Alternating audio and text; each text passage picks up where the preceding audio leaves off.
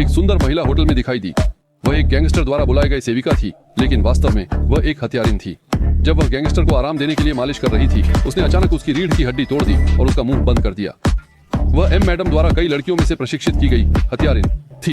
एक दूरस्थ द्वीप पर एक समूह की लड़कियां कठोर प्रशिक्षण ले रही थी। उन्हें एम मैडम द्वारा यहाँ लाया गया था। ये उनका प्रशिक्षण केंद्र था, जहाँ लड़कियों को शीर्ष हत्यारिन बनने के लिए प्रशिक्षित किया जाता था। चारों ओर के पेड़ों पर निगरानी कैमरे लगे थे। भागने की कोशिश करने वाली लड़कियां या तो समुद्र में मर जाती या आसपास के सैनिकों द्वारा मारी जाती।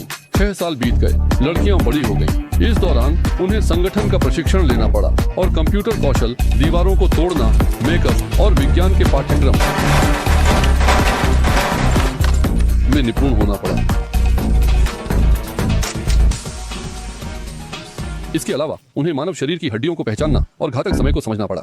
इस तरह दिन प्रतिदिन प्रशिक्षण में बीतता गया। इस प्रक्रिया में श्याओ मेई और हायांग अच्छे दोस्त बन गए। दोनों कठिन प्रशिक्षण में एक दूसरे को प्रोत्साहित करते और अक्सर दिल की बातें करते। एक दिन एम मैडम ने एक मिशन की घोषणा की, पेशेवर सैनिकों की एक टीम को खत्म करना। शुरुआत में सभी ने सोचा कि यह सामान्य प्रशिक्षण है, लेकिन जब उन्होंने देखा कि एक लड़की को सीधे मार दिया गया तो उन्हें एहसास हुआ कि यह अभ्यास नहीं है। तुरंत वे बिखर गए। एक साहसी लड़की पेड़ पर उल्टा लटक गई और दुश्मन की गर्दन तोड़ दी। उसी समय श्याओ मेई पर हमला हुआ, लेकिन उसने दुश्मन के चश्मे को तोड़कर उसे मार डाला। यह उसका पहला हत्या था और वह बहुत डरी हुई थी। हायांग की सलाह से वह शांत हो गई।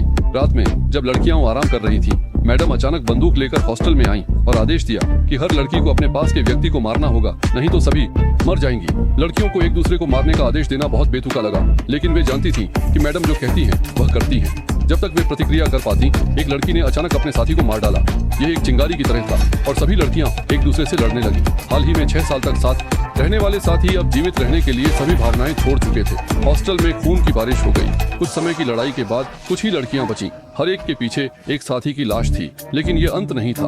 अगले दिन सभी को एक जीवन मृत्यु द्वंद्व युद्ध में भाग लेना था। केवल एक ही जीवित रह सकता था। अगले दिन सभी द्वंद्व युद्ध स्थल पर पहुंचे। नियमों की घोषणा की गई। पहले सभी को लॉटरी निकालकर क्रम तय करना था। नंबर 1 का मुकाबला नंबर 2 से होगा। जो जीवित रहेगा वह 3 और 4 से लड़ेगा। इस तरह जो जीवित रहेगा वह 577 नंबर के 3 लोगों से लड़ेगा। इस तरह अंत में एक व्यक्ति बचेगा। इसका मतलब है कि जो पहले प्रवेश करेगा उसके जीवित रहने की संभावना कम होगी।